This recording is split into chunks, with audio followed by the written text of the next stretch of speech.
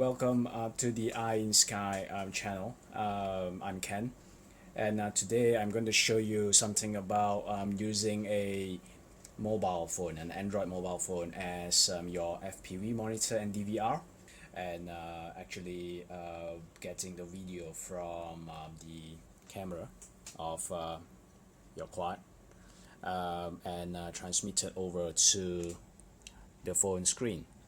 And as you can see here, I basically have my quad with FPV, and I already have a 7-inch screen, which is sharp vision 7-inch with 32 channel 5.8 gigahertz image receiver.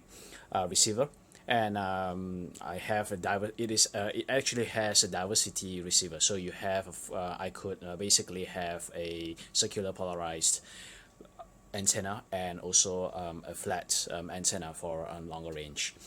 But the problem that I have with the 7-inch is, one, is bulky, and second, it doesn't actually come with a DVR functionality, which for some time I may or may not need.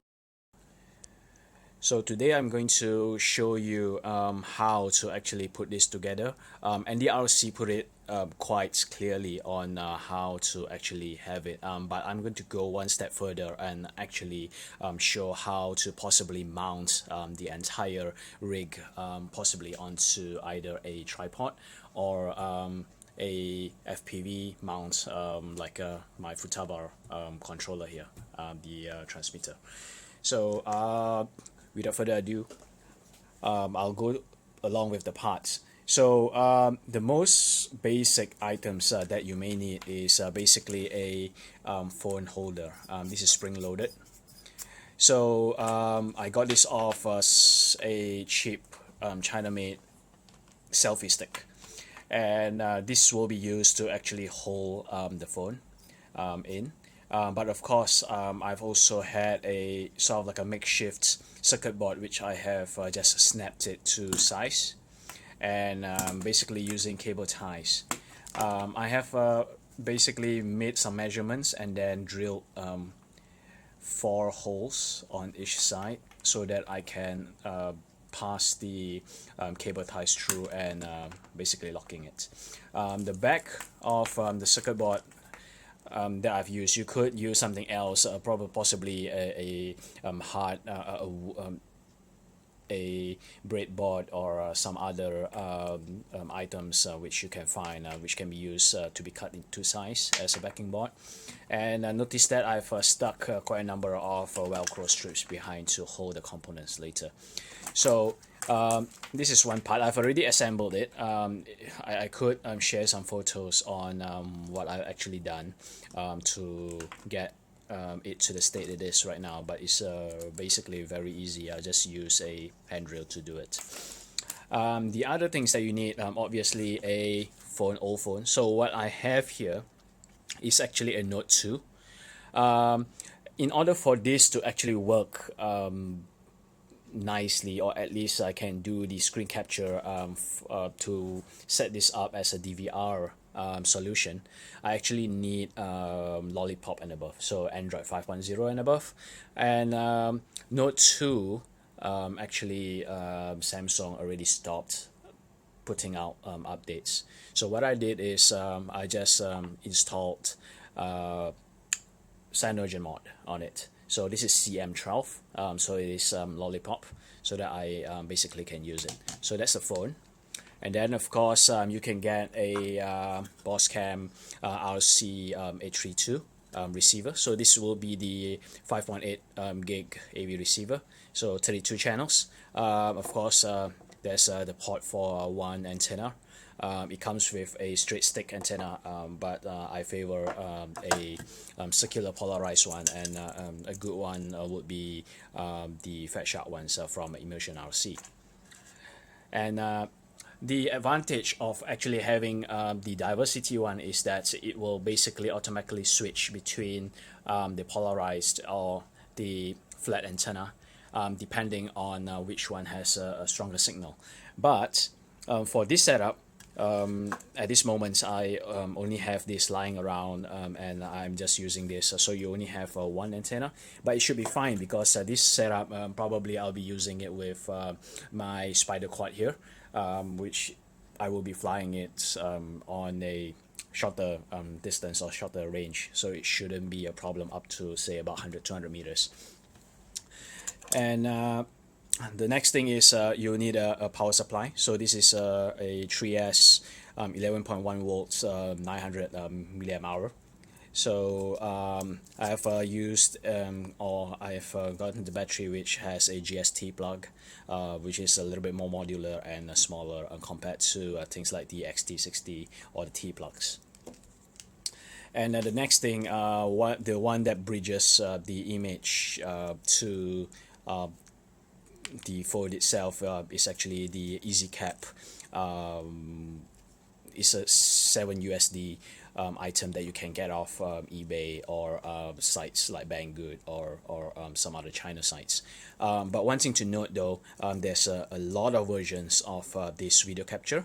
The one that you'll want to look for will be having a chipset of a VT007. That's the one that will work with the Android phone. If you do not get one with a VT007, chances are it's not going to work. And there's no easy way to actually look at this unless I pop this open. But usually reputable sites will state what chipset it is they are using, and on the model that they're actually selling. And of course you have all the other cables. The other cable will be the OTG cable, so this will be connected to the Android phone, and the USB socket on the EasyCap. And optional, of course, I'll have a voltage monitor to attach to the battery here, so just in case if I'm flying and it runs low on battery, I do not just suddenly lose transmission and lose my quad as well. Some modifications that I did: original Boscam RC832 receiver actually has a very long power cable. What I did was I cut it to size and just soldered back the GST connector and cable shrinked it. So how do we put all this together?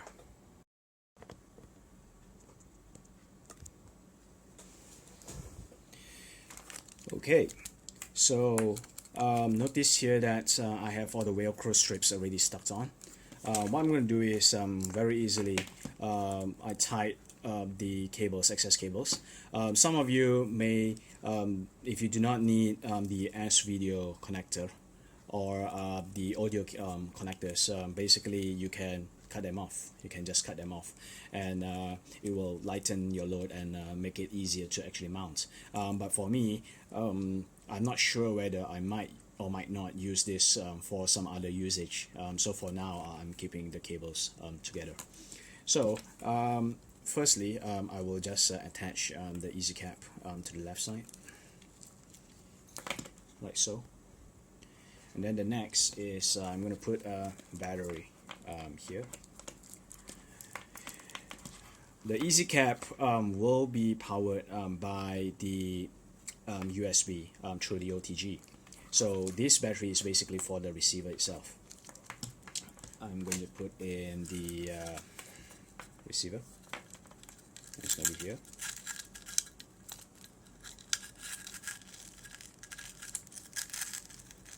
Okay, so you have all three items at the back, and of course I have a reverse Velcro over here, and then I'll just put in the battery monitor to the back. Okay, so you can connect the AV output for the Boscam into here. That's where the AV output is, and then of course the video out will go to the video in of the EasyCap device. So there you have it. I will screw the antenna onto the receiver.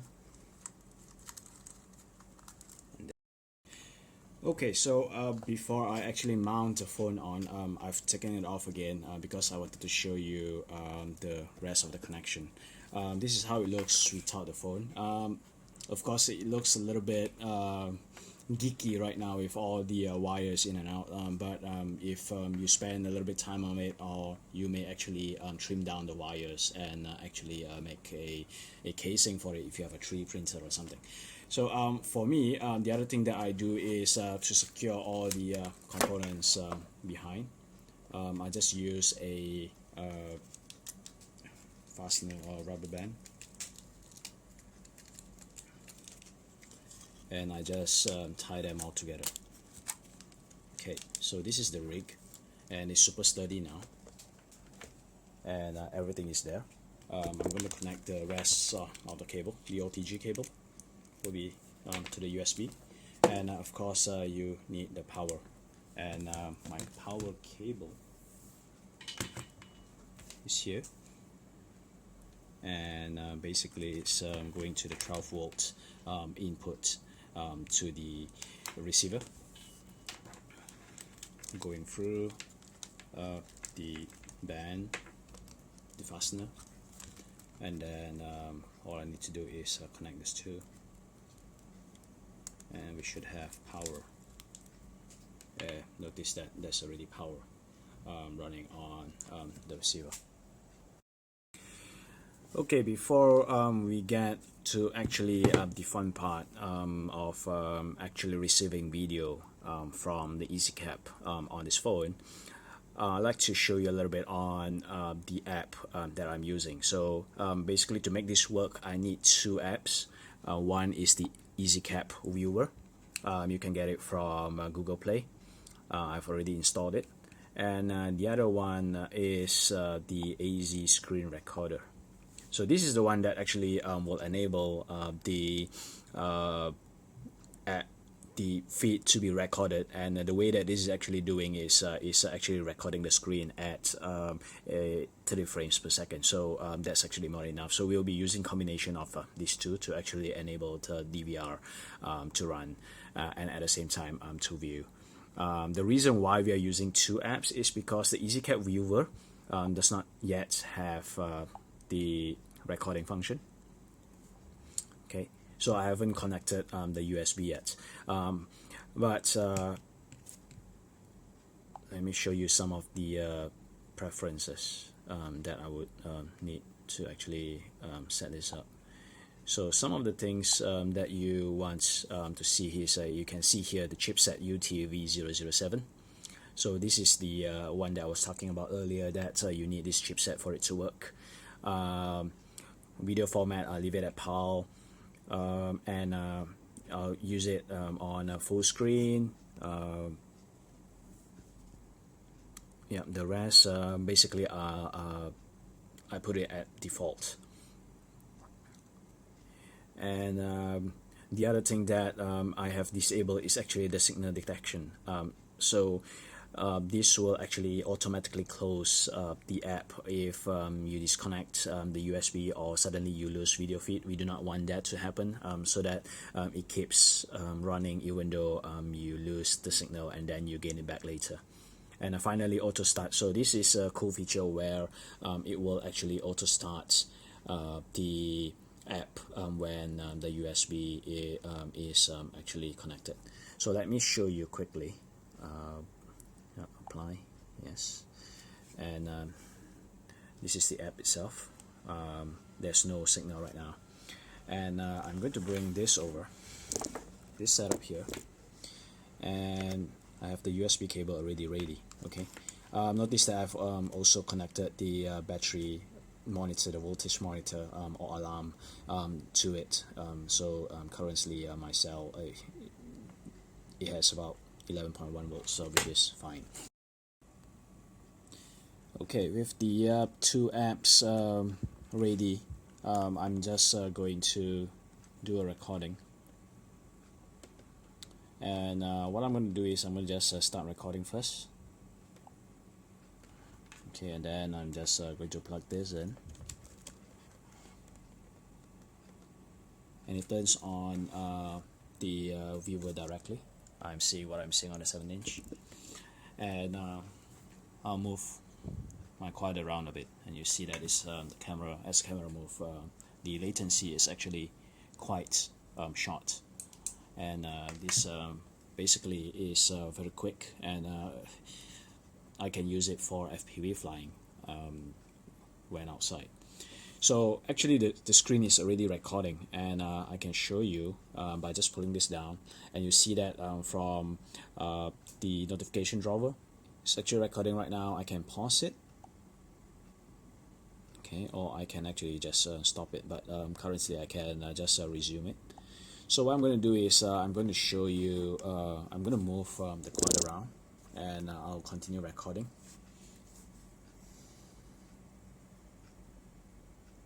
Right, I'm going to just move this around a bit. Alright, and back here again, and then I'm going to just do a stop recording. Okay, so it's already done. It says recording finish, and then it's saved in MP4 format. Yeah, I can actually share it or trim it, but what I will do is actually to play back. I'll just exit this first. I'll just play it back from the gallery. You see that I actually have this, and this is the one that I'll play. Okay, then I'm just going to plug this in, and it turns on the viewer directly. I'm seeing what I'm seeing on the 7-inch, and I'll move my quad around a bit. You see that it's the camera, as camera move, the latency is actually quite short, and it's basically. So you can see that it actually records voice also, but it's actually recording the voice directly using the phone mic, and because I do not have any audio line from my quad, but you can choose to either to turn this off or on. It's totally up to you. Okay, next I'm going to show you how I mount this entire setup onto my Futaba 14SG. So I'm just going to use a thumb screw and actually lock this down, and there you have it. The FPV screen is basically attached to the receiver, and I'm just going to turn on the screen.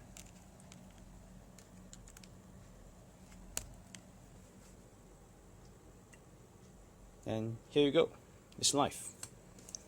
See, so I can actually fly around with this.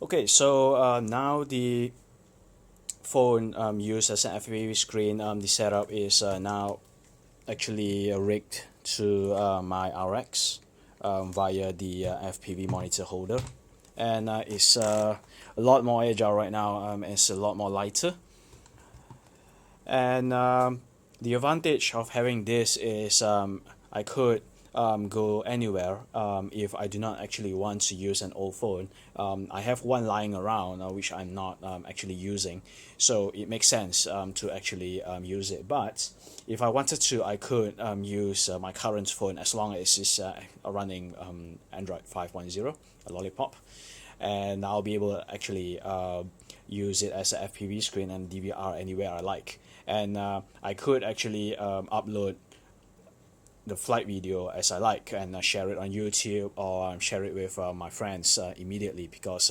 basically it's actually on my phone. The other thing is I was able to put this rig together quite economically due to the parts. If you look at the screen, those are the price of the parts that I've got. Of course, I didn't skimp on the antenna side, because I only have one receiver, and because it's not a diversity one, just like my 7-inch, so I got a Fat Shark one, which I did not regret, because I did not lose signal even at very long ranges. Okay, so there you have it. And next, you'll be seeing that I'll be doing some flight, very test flight videos, and enjoy. If you like this video and would like to see more of DIY stuff, do leave me comments. And of course, as always, I would appreciate it if you can subscribe to me. So here is Ken from In Sky channel, signing off, and thanks for watching.